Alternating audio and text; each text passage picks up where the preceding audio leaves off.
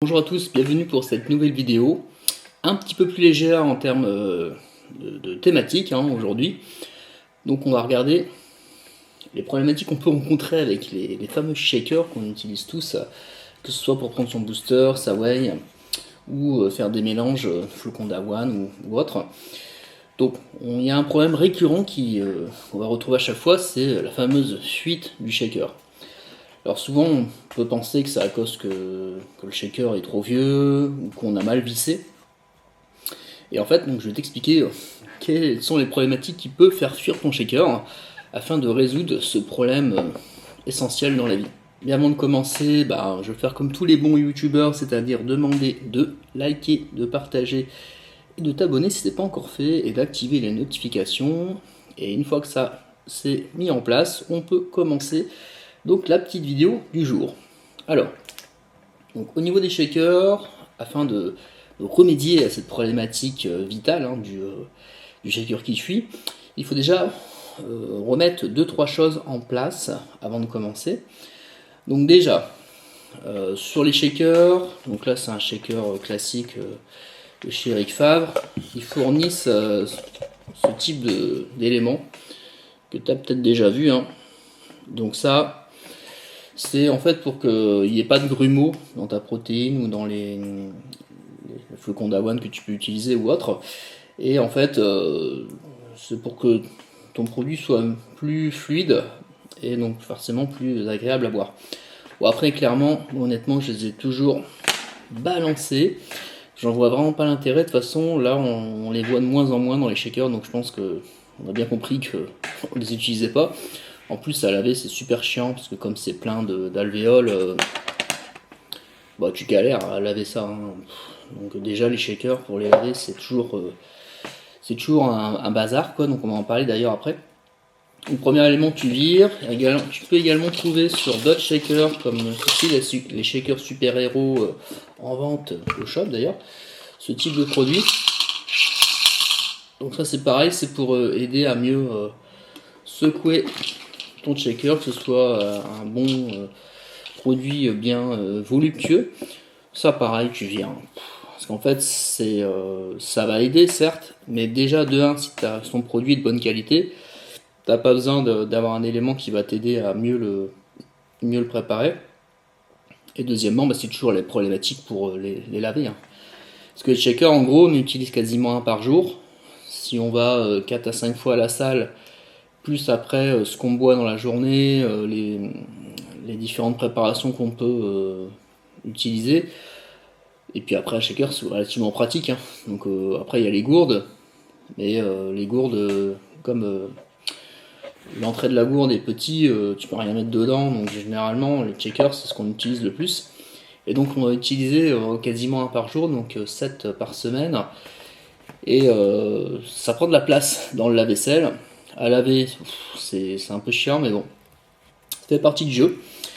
Donc par rapport à ça, il faut également vérifier, donc, en ce qui concerne les fuites, que la partie interne où l'on va visser, ça ne contient pas de résidus de whey ou d'avoine ou de crème de riz qui a tendance à s'incruster dans les petits coins du shaker à visser et qui va donc poser problème à force de refermer. Il n'y aura plus cet espace clos et du coup ça sera plus assez on appelle ça hermétique, voilà.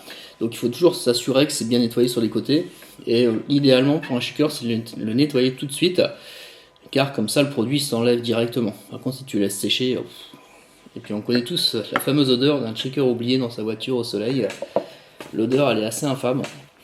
Donc faites attention à ça. Donc les shakers, il faut plutôt les laisser donc au frais ou mettre son produit à part de son shaker plutôt que de le mettre directement et de partir à la salle avec.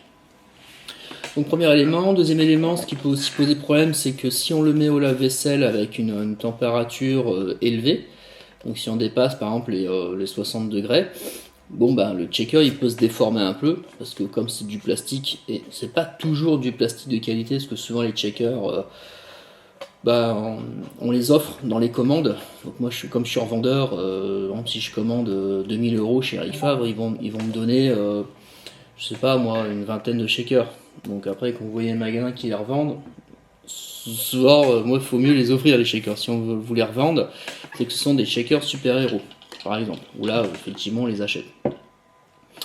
Donc, faire un nettoyage de son shaker soit à la main, ou soit au lave-vaisselle, mais une température relativement basse, donc 45, 50 degrés max. Donc ça, c'est la deuxième chose. Troisième chose, bah, ça va être l'élément que sans doute que tu connais pas.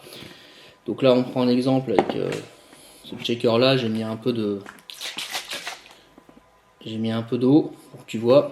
Donc en gros, si tu veux éviter que ça fuit, donc là, attention, l'astuce de l'année. Si tu vises bien, tac, voilà. T'as beau serrer et bien serrer. En gros, le principe du serrage, c'est que ta copine n'arrive pas à le desserrer, donc tu es obligé de le faire toi-même. Donc ça veut dire que c'est bien serré. Il faut pas non plus trop serrer, sinon tu abîmes le pas de vis. Mais en gros, si tu le serres bien, tu es ok, tu secoues, et il y a toujours, comme là, tu as toujours de la flotte qui s'en va, tu comprends pas pourquoi en fait. Et un coup t'en as, un coup t'en as pas, et en fait c'est relou quoi. Alors une astuce qui est tout bête, c'est qu'en gros, avant de visser, ce que tu vas faire, c'est que tu vas laisser l'embout où tu bois là, ouvert. Donc en fait, tu ne mets pas, tu ne refermes pas. Donc là, tu vas visser. Hop. Et seulement après, tu fermes. Et là, bah, ça fuit pas quoi. Donc, c'est une astuce toute conne. Alors, comment ça se fait qu'en vissant et en fermant ensuite le réceptacle au-dessus, ça ne fuit pas? Bah, je pense que c'est tout simplement lié aux pressions. Hein, donc, parce que dans les checkers, donc évidemment, si on met de l'eau, de la whey, ça minimise l'effet fuite. Mais si tu mets ton booster, ou si tu mets ta Red Bull, ta Monster, et qu'il y a du gaz dedans, et bah forcément tu vas faire monter la pression et ça peut donc du coup provoquer une fermeture plus complexe et du coup amener le checker à fuir. Donc voilà l'astuce, laissez donc la partie du dessus ouverte. Sur un checker classique, vous dévissez le bouchon, vous vissez ici et seulement après vous faites ça. Et là, fini les fuites du checker.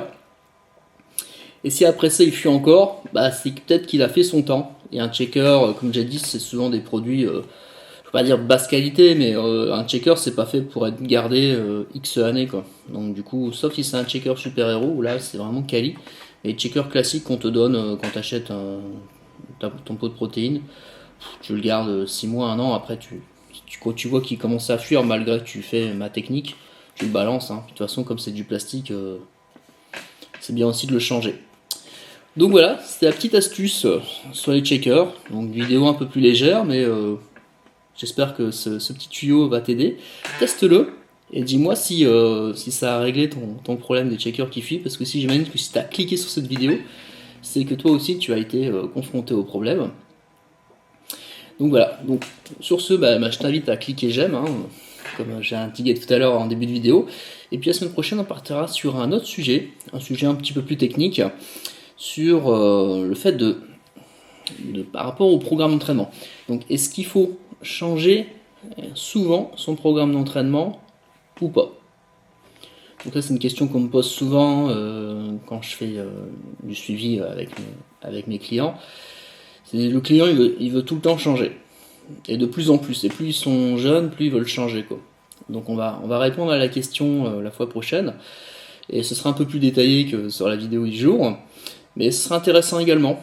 Et peut-être que ça va t'aider à mieux aborder tes programmes. Et toujours pareil à t'améliorer. Voilà, sur ce, je te dis donc à la semaine prochaine pour la suite des vidéos. Bye bye.